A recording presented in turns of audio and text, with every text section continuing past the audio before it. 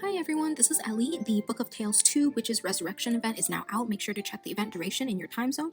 Per usual, I have the link to the official patch notes announcement in the video description. Before we get started, I want to quickly mention that I have a Twitter account dedicated to this game where I post about updates to my guides and tips and reminders about the game, so make sure to follow me if you're interested. Info will be in the video description and in the pinned comment. Now, moving on to the event. First of all, this event is a bit more complicated than our previous events. I'll try to explain as much as possible so that people are less confused.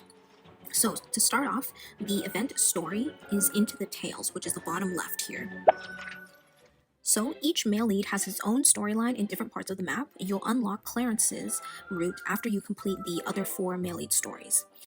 You can unlock story stages through spending that male lead story currency, which is dropped from event stamina farming stages, which I'll touch on in a little bit. But for each male lead, you need a total of 1,650 of his corresponding currency. So something important to note, at the last stage of each male lead storyline, you will be prompted to make a selection, after which you will receive an item that is necessary to unlock the epilogues and Easter eggs. After you complete this, make sure to go back and select the other option to receive the second item. Each male lead has 2. And this is very important because you need a total of 10, so 2 per male lead, to unlock both epilogues and the 10 Easter eggs, and there's no other way. If you do this and you still don't receive all 10 items, for a few of the male leads, their last stage is a battle. Reread the post-battle story and don't press the skip button. Just click through the story and select the other option.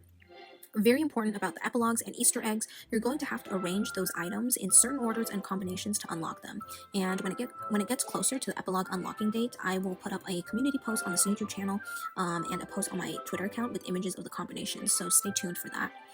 The challenge mode for this event is actually built into the story map here. In each male lead section, after you unlock more of his story, there is a high difficulty combat stage where you're only able to use that male lead's cards. Whether or not you pass the stage does not affect story progress, but it does affect that male lead's area completion. So if you don't pass it, you will miss out on 30 diamonds per each male lead's area you can't complete. Okay, and so now moving on to the stamina farming stages, which is anomalies in book, bottom right here. So the premise of this is by doing these stamina farming stages, you'll gradually purify each male lead's area. Swan Marsh is Clarence. So as I mentioned earlier, Clarence's route is unlocked after the other 4 areas are completed. This is the same with his stamina stages. They will be unlocked after the other 4 areas are 100% purified. So Swan Marsh, top left is Clarence, Waving Wheat, bottom left is Kale, Heart Kingdom in the middle is Lars, Eerie Palace in the bottom right is Alkaid, and Hunter's Cabin in the top right is Ein. So, for example, if we take this here, each run will purify a certain percentage of the area, and you can check in collection progress here. And this percentage does vary depending on the difficulty of the stage, so try to farm the highest difficulty stage you can manage. At the beginning, these stamina stages will drop both the story unlocking currency, that is unique to each male lead, as well as the event shop currency, which is Cowboy Paul. Now, once you reach 100% with a male lead here, meaning you've obtained all of the story unlocking currency needed for him, his stamina stages will only drop event shop currency. Per usual, some illustrators will give bonus drops from these stages, and you can check up in event bonus here. Basically, you want to put as many of this event's illustrators as possible on your team.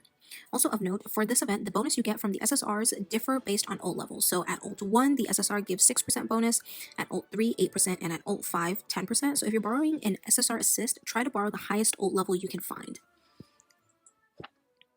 So for stamina expenditure, the recommendation is to first clear everything, then farm difficulty 3, or the highest possible for you, of basically all stamina stages, since they drop items for different male leads. After you unlock all event story stages, you can farm the highest difficulty you can manage of any stage, since their drops will be the same.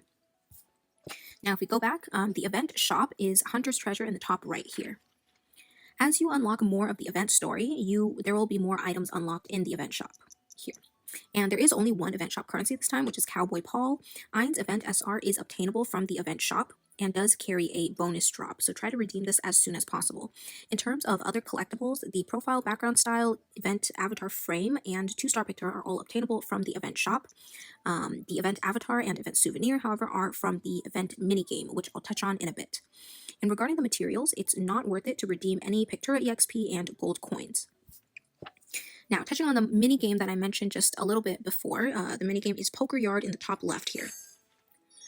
So the minigame for this event is basically one of those brick breaker games where you control the platform the ball bounces off of to destroy the bricks up above. So I can show you briefly in free trial. Here you just control the platform Oh, I messed up. But basically, every time you break one of the bricks, you'll receive a certain number of points. And the highest score you can get in each attempt is 100, and every 350 cumulative points, you will get a random poker card you have not yet obtained. And you can check your poker card collection and poker collection on the left-hand side here. They'll show up here. You can also check progress rewards at this tab up here. Make sure to click this, and this is where you're going to find the rewards. So for example, the chibi outfit for MC, you can obtain after you get both jokers, the souvenir if you get all the kings, avatar if you get all the queens, and a feather if you get all the jacks. And you will get 5 free attempts per day, so these 5 Dreamland cards. Make sure to use these up daily. You can also buy more attempts using diamonds if you click the plus sign here.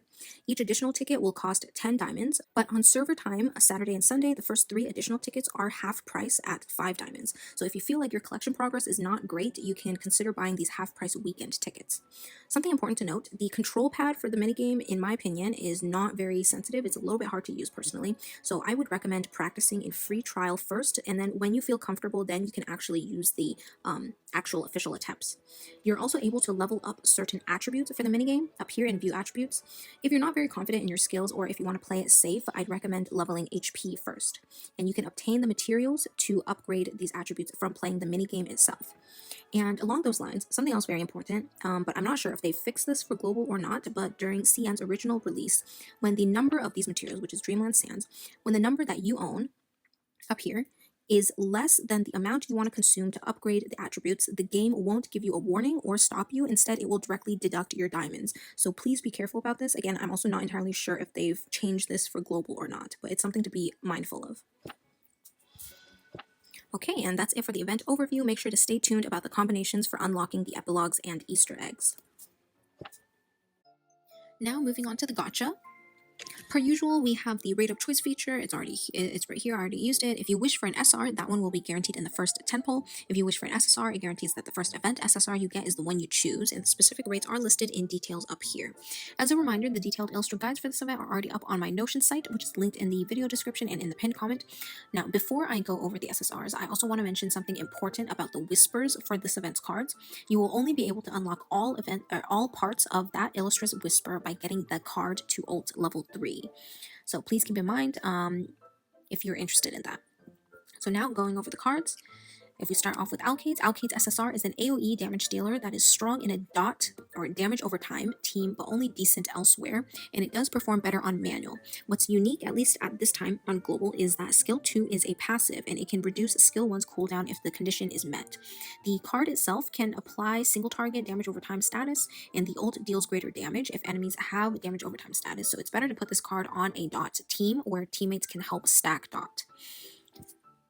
Lars SSR is a freeze team main AoE damage dealer that has single target control but is dependent on teammates for a freeze application, and it is reliant on manual combat. If you pair skill 1 with the ult, it will do greater damage against enemies that are frozen. As with any freeze team, make sure enemies are not immune to incapacitate.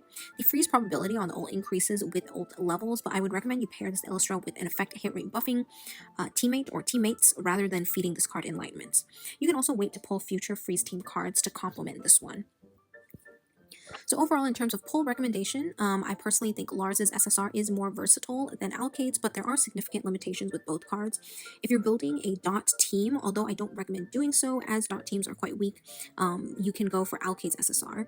If you're building a freeze team, you can go for Lars's SSR. However, do note that this card is pretty reliant on manual. I will also say that currently Lars's SSR doesn't pair that well with other cards, so you'll see better performance in the future. With all that said, please check out the detailed Illustrator guides on my Notion site. For the Pictura, this event's 3-star Pictura is not increased initial ult charge, so from a combat standpoint, it's not worth pulling. Now, before I end the video, I also want to mention a few additional things going on in the game. First of all, there is the Midnight Outfit Rerun, which you can find. There is the Midnight Selection Pack, which includes 1 male lead's outfit, 1 date background, and 4 old Dutch paints. That's a limited purchase of 1, but you can find the other outfit packs in Pack Midnight Epilogue here, and the outfit packs are here. Also, for each of this event's illustras that you own, you'll be able to claim those illustras corresponding Whimsical Avatars in event and then Whimsical Magic here. these are the funny looking avatars basically.